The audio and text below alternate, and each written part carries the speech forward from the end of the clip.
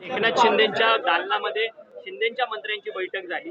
पुन्हा एकदा तेच होताना पाहायला मिळतं. तुमच्यावर ऐक ऐक ऐक तुला ना काही माहित नसतं, तू उगीच काहीतरी जोडाजोडी करतो. प्रत्येक पक्ष म्हणजे आम्ही पण ज्या दिवशी कॅबिनेट असते त्यावेळेस फ्री कॅबिनेट घेतो. हे आत्ताच नाही, मागे महाविकास आघाडीमध्ये देखील काँग्रेस पण फ्री कॅबिनेट घ्यायची, राष्ट्रवादी पण घ्यायची. आताही राष्ट्रवादी घेते, शिवसेना घेते. त्याच्यात बिघडलं काय? बैठक त्यांनी कुठले विषय आहेत, साधारण त्या विषयाच्या संदर्भामध्ये चर्चा करतात. कुणाचं काय म्हणणं आहे ते शिंदेसाहेब ऐकून घेतात. आम्ही पण चर्चा करतो. आम्ही पण त्याच्यामध्ये वेगवेगळ्या काही मतं असू शकतात, त्यामध्ये समजून घेतो. अशा पद्धतीने चालते. ते लगेच वेगळं त्याला काहीतरी स्वरूप देऊ नकोस तू. परंतु दादा या सगळ्या संदर्भातल्या बातम्या मात्र माध्यमांमध्ये वेगळ्या येताना पाहायला ते मिळतात. आपण तुमच्या अर्थ खात्यावरती वॉच ठेवायला सांगितलेलं आहे आता एकनाथ शिंदे. ठेवा ना, त्यांनी पण ठेव. ज्यांना कुणाला वॉच ठेवायचा आहे त्या सगळ्यांना वॉच ठेवण्याचा अधिकार आहे. त्यांचं सगळ्यांचं स्वागत. सरकारी पदावर असलेल्या व्यक्तींना सरकारी पदावर असलेल्या व्यक्तींना अरे कुणी केली, सरकारी पदावर कुणी केली? तुला कोण सांगितलं? तुला कोण म्हणलं मला नाव सांग? कारण मी कॅबिनेटला जिथं बसतो माझ्या शेजारी एकनाथराव असतात आणि त्यांच्या शेजारी देवेंद्रजी असतात, त्यांच्या शेजारी चीफ सेक्रेटरी असतात.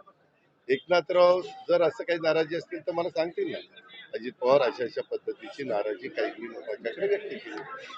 उगीच आम्ही काय करतो, तुमच्या पुढं जास्त येत नाही. मी कामाचा म्हणतो. 8 वाजता आज मंत्रालयात मी आलेलो. तू हे बघून हे बघ, रेकॉर्ड बघ. त्याच्यावर मी आपलं काम करत असतो. तुम्हाला काय बातम्या द्यायच्या त्या बातम्या पसरवा. त्या बातम्यात तथ्यही नाही, त्या बातम्यात काही अर्थ नाही. सरकारमध्ये मुख्य पदावर असलेल्या व्यक्तींना सहकारी संस्थेची निवडणूक लढवू नये अशा पद्धतीचं पवार साहेबांचं मत होतं. त्याला कारण असं आहे, त्यांचं असं म्हणणं होतं की जर मुख्य व्यक्ती सरकारमधला जर त्या कारखान्यांवर किंवा अशा संस्थांवर जर प्रमुख असेल तर विरोधकांचं मत कोण समजून किंवा त्यांना न्याय कोण देईल? ठीक आहे, तर त्यांचं मत आहे. माझं मत आहे उभं राहायचं. काय म्हणणं तुझं? परंतु शरद पवारांनी तुमचं कौतुक देखील केलंय. शरद पवार म्हणतात की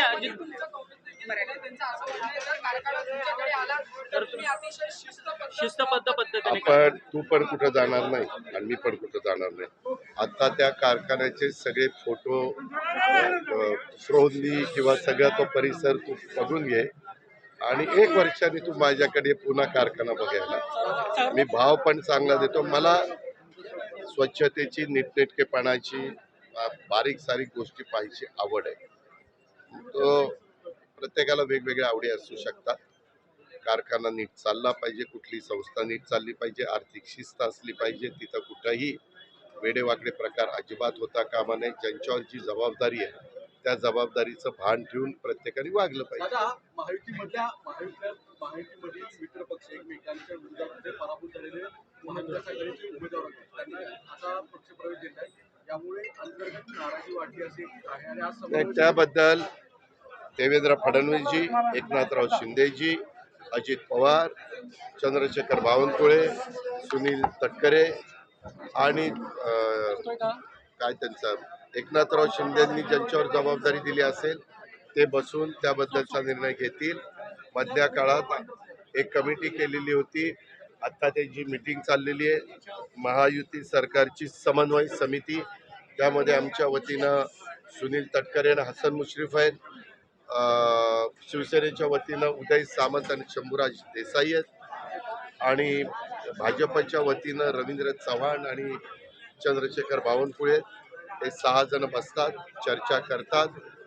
कुठं काही असेल तर त्याबद्दलची साधक बाधक चर्चा होऊन मार्ग काढतात. जिथं त्यांना मार्ग निघत नसेल ती गोष्ट आम्हाला तिघांना सांगतात, मग आम्ही तिघं मार्ग काढतो. असं आमचं